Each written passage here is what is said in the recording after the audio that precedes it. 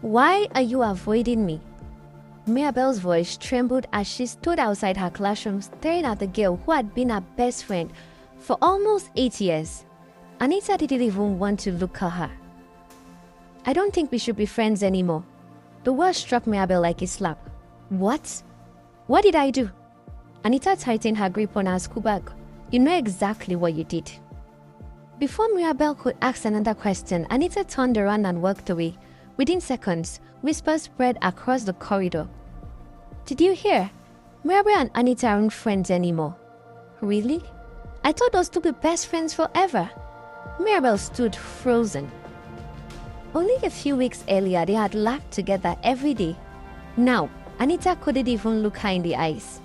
What neither of them knew was that one person's jealousy had quietly planted the seed of doubt between them. But to understand how everything fell apart, we have to go back to where it all began. It all began when Mirabel was 7 years old. She lived with her mother and her 12-year-old brother James. Their father, Mr. Alfred, worked in another state and visited whenever his work allowed. Although he loved his family dearly, being away from home was never easy. Mirabel's mother was a hard-working petty trader who did everything she could to provide for her children while waiting for her husband to return home. Eventually, Mr. Alfred decided it was best for the family to relocate and live together, so they packed their belongings and moved to the state where he worked. That move changed Mirabel's life forever. A few days after arriving, she met an 8-year-old girl named Anita. They lived on the same streets. One afternoon, while the neighborhood children were playing outside, Anita noticed Mirabel sitting quietly by herself. Do you want to play with us? Anita asked with a smile. Mirabel nodded shyly. From that day onward, they became inseparable. Although they were complete opposites, they balanced each other perfectly. Mirabel was gentle, soft-spoken, patient, and exceptionally intelligent. Anita was bold, energetic, outspoken, and fearless. After growing up with her two older brothers, Emmanuel and Victor, everyone wondered how two girls so different could become such close friends. But somehow, they fit together perfectly. They attended the same primary school, walked to school together every morning, shared snacks during break time, studied together every afternoon. Whenever Anita struggled with homework, Mirabel patiently explained every lesson until she understood. One rainy afternoon, the two girls shared one umbrella all the way home, laughing as muddy water splashed onto their school shoes. They celebrated birthdays together, visited each other's home almost every weekend. Their families knew each other so well that people often joked they looked more like sisters than friends. As years passed, everyone around them believed one thing: nothing could ever separate Mirabel and Anita. Whenever someone tried to bully Mirabel because of her quiet nature, Anita was always the first to stand beside her. And because of that, no one ever tried to mess with Mirabel again, because they always knew her friend got her back. When Mirabel turned 11 and Anita 12, they both also entered the same secondary school. By SS2, Mirabel was 15, while Anita was 16. Their friendship had already lasted almost 8 years. Then one morning, a new student arrived. Her name was Victoria. The class teacher introduced her as a transfer student and encouraged everyone to make her feel welcome, because she would continue with them into SS3 and write the WAEC examination alongside the class. As soon as lunch break began, Mirabel smiled warmly. Come and sit with us. Anita welcomed her just as kindly. Victoria was surprised. She had changed schools before and had never been accepted so quickly. For the first few weeks, everything was wonderful. The three girls laughed together, studied together, shared lunch together. Soon, classmates began calling them the Three Musketeers. Victoria genuinely enjoyed their company, but as weeks passed, she couldn't ignore something. Whenever decisions had to be made, Mirabel and Anita naturally turned to each other first. They laughed about childhood memories Victoria wasn't part of. They finished each other's sentences. Sometimes they would burst into laughter over stories only the two of them understood. Victoria smiled on the outside, but inside, she felt left out. Instead of appreciating the friendship she had been welcomed into, she began comparing herself to it. She wanted what they had. Then jealousy quietly settled into her heart.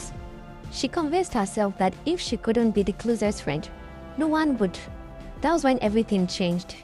Victoria began speaking privately with Mirabel whenever Anita wasn't around. She casually mentioned that Anita sometimes complained about her. At first, Mirabel laughed. That doesn't sound like Anita. Victoria simply smiled. I know you wouldn't believe me. Over the following days, she repeated small pieces of gossip. Some things Anita had said during moments of frustration were real, were harmless. Victoria twisted every sentence, but it sounded cruel. She convinced Mirabel that Anita secretly envied her beauty, popularity, and intelligence. Still, Mirabel wasn't completely convinced. So Victoria changed her target. She approached Anita. She claimed Mirabel often called her slow. She said Mirabel only helped her study because she pitied her. She even claimed Mirabel laughed about her whenever she wasn't around. Those lies struck Anita's deepest insecurities. Although she worked hard, school had never come easily for her. She had always admired Mirabel's intelligence. Now, she began wondering if her best friend had secretly looked down on her all along. Day by day, she became quieter. She stopped sitting beside Mirabel, stopped working home with her, stopped visiting after school. She answered questions with only one or two words. Mirabel felt as though she had lost his sister. The classroom no longer felt the same. Walking home alone felt strange. Even lunch break became painfully quiet. Whenever she asked Victoria what was happening, Victoria always had one or another answer. Maybe she's finally showing you how she really feels. Weeks passed. The girls who once couldn't spend a day apart now barely spoke. Even their classmates noticed they don't eat together anymore. What happened to the two best friends? Neither girls looked happy. Mirabel often sat alone during lunch, wondering where everything had gone wrong. Anita missed her too. More than once, she had reached for her phone after school, hoping to call Mirabel, but Victoria's words echoed in her mind. What if everything she told me is true? So she put her phone back down. Neither of them realized they were grieving the very friendship they both desperately wanted to save. Then one Saturday afternoon, Mirabel remembered something she noticed in class and couldn't ignore. Whenever Anita thought nobody was watching, she looked at Mirabel with sadness before quietly looking away. That wasn't hatred. That was heartbreak. For the first time, Mirabel questioned everything she had been told. Without informing Victoria, she walked to Anita's house. When Anita opened the door, silence. Neither of them knew how to begin. Finally, Mirabel whispered, Anita, if I've hurt you, please tell me yourself. I don't want to hear it from someone else. Anita looked genuinely confused. What do you mean? Mirabel swallowed hard. Victoria told me you said you were jealous of me, that you were tired of always living in my shadow. Anita's eyes immediately filled with tears. I never said that, Anita replied quietly. And she told me you called me a blockhead, that you only helped me because you pitied me. Mirabel shook her head. Before Anita could finish, I have never said those words, not once. The two girls sat together for over an hour. They compared every conversation, every rumor, every misunderstanding, every painful moment. One by one, they realized every single one had started with Victoria. Tears rolled down both girls' faces. They hugged each other tightly.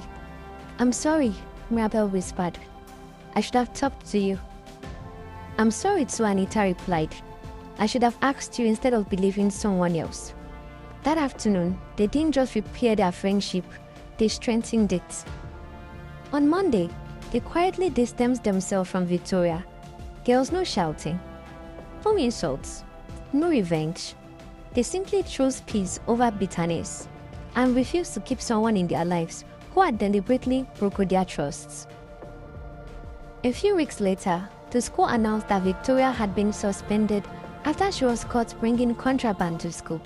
Before her suspension ended, her parents transferred her to another school. She never returned. Years later, whenever they remembered that painful season of their lives, they We always smiled and repeated the promise God made that Saturday afternoon. No matter what anyone tells us, we'll always hear the truth from one another first.